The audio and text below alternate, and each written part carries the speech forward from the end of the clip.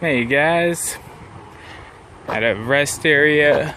I'm at a rest area in Northern California, just north of Wairika, maybe about 6 miles from the Oregon border. It's a very hot Sunday afternoon. The coolest temperature my truck has read all day is 97. When I got out, it was at 107. And after I sat for a couple seconds before actually leaving the truck, it was up to 112.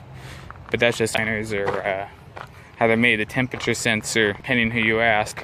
It's either under the hood or it's on the frame rail underneath the front part of the trailer. There, I don't know specifics, nor do I care. All I know is it seems to be pretty accurate. Oh, they're going for someone. It tends to be pretty accurate when I'm driving. When I sit still, it definitely goes a few degrees warmer. But my phone beeped at me, said there was traffic up ahead on the 5 in Oregon, causing an 85-minute delay. Where I'm hoping to get to tonight, I cannot afford an 85-minute delay. And then I gotta use the restroom. I see this rest area coming up, and I say, forget it, break time.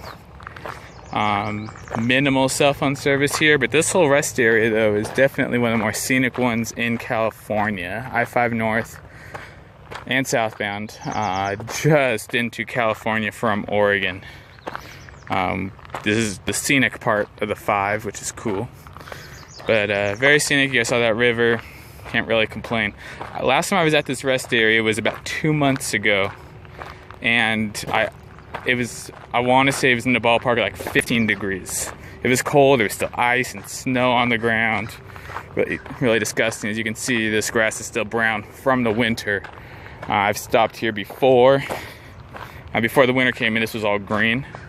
So I'm assuming it's still dead from winter. That would be my bet. But this is a really nice rest area. So no idea what exactly the traffic situation looks like. When I think about going, I'll get in the truck, get on the CB. I'll have to rely on drivers the old school way, as I do not have cell phone service in this part of the 5. Usually I do, but for whatever reason today I don't. It's been a very rocky Sunday as far as service goes. But can't complain. This load is going to Washington, but tonight I'm hoping to get to our yard in Wilsonville, Oregon, just south of Portland. And I'm dropping it there. It delivers at 1:30 in the morning on Tuesday. And today's Sunday. Just up the road from our yard in Tacoma, Washington, which is our main yard. That's where we're based out of. But I'll be dropping it in Wilsonville, and I'll get another load south. I got to be home sometime on Thursday, and hopefully I can be home early on Thursday, or I don't know what they'll do. But I'm taking all of next week off to go camping. The last week in June, so by the time this is uploaded, it might be that week already, I don't know. I take that last week of June off to go camping with a group from my church, going on staff, so going to work and volunteer, hang out with the youth students. So I have to clean out my truck because I'm going to be gone for more than 5 days. So I need time to do that. I'm going to need a solid hour and a half of time at some point to clean out my truck. I knew this was coming, me having to clean out my truck. So the last time I was home, took a lot of stuff out. I just have a lot more. Kind of sucks. I know there's some companies out there that when you get assigned a truck, it's yours. Like I could take this time off and I could leave my stuff in the truck, no problem. But not this company, not with Interstate. And there's a few others too where you gotta, you're gone for a period of time, you gotta clean your truck out and go, and move on, which sucks. But as long as you know it's gonna happen, you can prepare for it. It's not too bad, in my opinion. It's not the end of the world. But it's definitely not ideal. In a perfect world, I would be assigned a truck, but I don't know. We'll see what the future holds. But yeah, this is a very nice. This river is clear. You can see the bottom. I've never been able to see the bottom. Don't know. It's probably not coming up on the phone, but this water not that deep either. So anyway, I'll let this clip go. I will talk to you guys later at some point on this journey.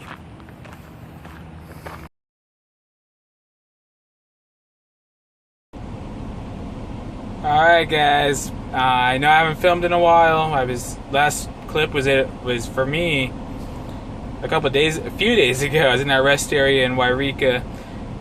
Went up to Wilsonville, dropped the load, dealt with that traffic that I referred to. That sucked, but I got through it. Shut down Wilsonville with about 10 minutes left on my clock. It was a really close night as far as my clock was concerned, which was fine. Picked up the next day in Portland. That load was going to Tolleson, Arizona. I dropped it in the yard in Fontana earlier today. Did a local pickup, and although I'm supposed to be home some point tomorrow, which I guess it's actually today since it's almost 2 o'clock in the morning, I'm done. My buddy came out and helped me. Got my truck all cleaned out. Everything's in my pickup. Everything's all emptied. The fridge. There's a few things wrong with the truck. Nothing crucial. I was still driving it. But on my way down from that load in Portland, for the first time in my driving life, I got a level 1 inspection.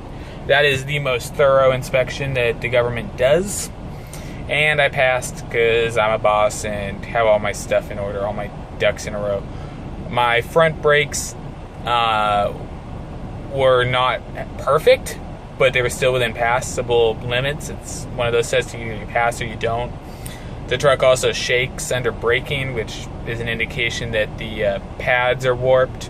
So I'm just trying to be nice, and for the next driver, whoever gets it, at least have the shop look at it. It's also been 51,000 miles since this truck was last serviced, and by everyone who I talked to, they say that's way overdue. But for me, it's one of those things. It's a company truck, their problem, not mine. So anyway, I had to clean it out for now or forever, because this truck will likely get reassigned to someone else, because I'm going to be gone for more than 5 days. I'm going camping with my church group this coming week. I think I mentioned that in that rest area. So here you guys go. This truck I've put more miles on than any other truck I've driven in my trucking career, and this is the last time I'm shutting it off. Got the keys.